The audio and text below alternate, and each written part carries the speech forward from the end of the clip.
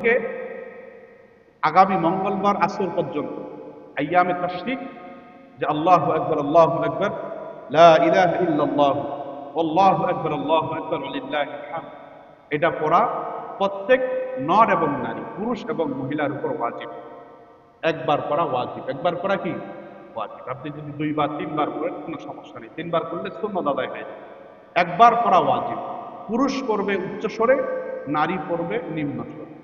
শুধু পুরুষদের উপর পড়া ওয়াজিব তা নয়, নারীদের উপর পড়া কি ওয়াজিব।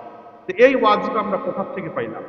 রব্বে করিম সুবহানাহু ওয়া তাআলা সূরা বাকারার 203 নম্বর আয়াতে কারিমার মধ্যে বলেন, ওয়াজকুরুল্লাহা ফি আইয়ামিন মা'দুদাত, যে তোমরা নির্দিষ্ট দিনে বেশি বেশি করে রব্বে করিমের নামে জিকির করো, রব্বে করিমের স্মরণ করো। সুবহানাল্লাহ। এই আয়াতে কারিমা তাফসীরে এসেছে যে নির্দিষ্ট দিন, সেই নির্দিষ্ট দিন হচ্ছে জিলহজ মাসে 9 তারিখ ফজর থেকে জিলহজ মাসের 13 তারিখ আসর নামাজ পর্যন্ত। যে আজকে যে ফজর আমাদের চলে গেছে, এই ফজর থেকে আগামী মঙ্গলবার আসর পর্যন্ত আইয়ামে তাশরিক করা, প্রতি ফরজ নামাজের পরে একবার পড়া ওয়াজিব। একবার পড়া কি ওয়াজিব। আমরা এই ওয়াজিব কেন আদায় করি? হযরতে ইব্রাহিম আলাইহিস সালাতু ওয়াস সালাম যখন ইসমাঈল আলাইহিস সালাতু ওয়াস সালামকে কুরবানি দিচ্ছেন, কুরবানি ছুরি চালাচ্ছেন, ছুরি যখন চলছে না, রব্বে করিম হযরতে জিবরাইল আমিনকে জান্নাত থেকে দুম্বা নিয়ে পাঠাচ্ছেন। জিবরাইল আমিন দেখেন আল্লাহর পয়গম্বর ইব্রাহিম আলাইহিস সালাতু ওয়াস সালাম ছুরি চালাচ্ছেন, না জানি কখন ছুরি চলে যায়। জিবরাইল আমিন আসমান থেকে নামতেছেন, নামতে নামতে নামতে নামতে এক পর্যায়ে তিনি উচ্চ স্বরে তিনি বলে উঠলেন, আল্লাহু আকবার আল্লাহু আকবার সুবহানাল্লাহ। তিনি বললেন কি আল্লাহু আকবার আল্লাহু আকবার। যখন তিনি আসমানের মধ্যে আল্লাহু আকবার বললেন, হযরত ইব্রাহিম খলিলুল্লাহ তিনি চিন্তা করলেন কোথা থেকে আসমানের উপর থেকে কেন আল্লাহু আকবার শব্দ আসে।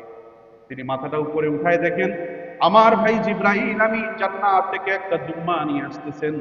সেই দুম্বা নিয়ে আসার সময় জিবরাইল আমিন জবান থেকে বলছেন আল্লাহু আকবার আল্লাহু আকবার। ইব্রাহিম আলাইহিস সালাতু ওয়াস সালাম জান্নাতের দুম্বা দেখে খুশি হয়ে গিয়ে তাওহীদের বাক্য বললেন। তিনি বললেন লা ইলাহা ইল্লাল্লাহ ওয়াল্লাহু আকবার সুবহানাল্লাহ। জিবরাইল আমিন বলেন আল্লাহু আকবার আল্লাহু আকবার। জিবরাইল আমিনের আল্লাহু আকবার শুনে হযরত ইব্রাহিম খলিলুল্লাহ দেখলেন যে জান্নাত থেকে দুম্বা আসতেছে, জিবরাইল নিয়ে আসতেছেন। তিনি তখন বললেন লা ইলাহা ইল্লাল্লাহ ওয়াল্লাহু আকবার।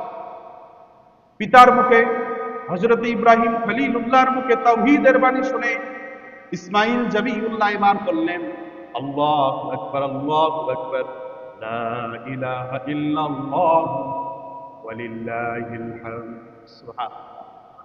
এই তিনজনের বাক্য রব্বে করিমের দরবারে এত পছন্দ হয়ে গেছে যে এই তিনজনের বাক্য রব্বে করিম কিয়ামত পর্যন্ত ওয়াজিব করে দিয়েছেন।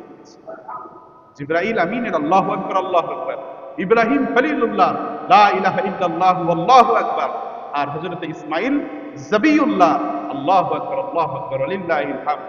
এই তিনজনের বাক্যকে রব্বে করিম বললেন লা আল্লাহু আকবার লা ইলাহা ইল্লাল্লাহ ওয়াল্লাহু আকবার।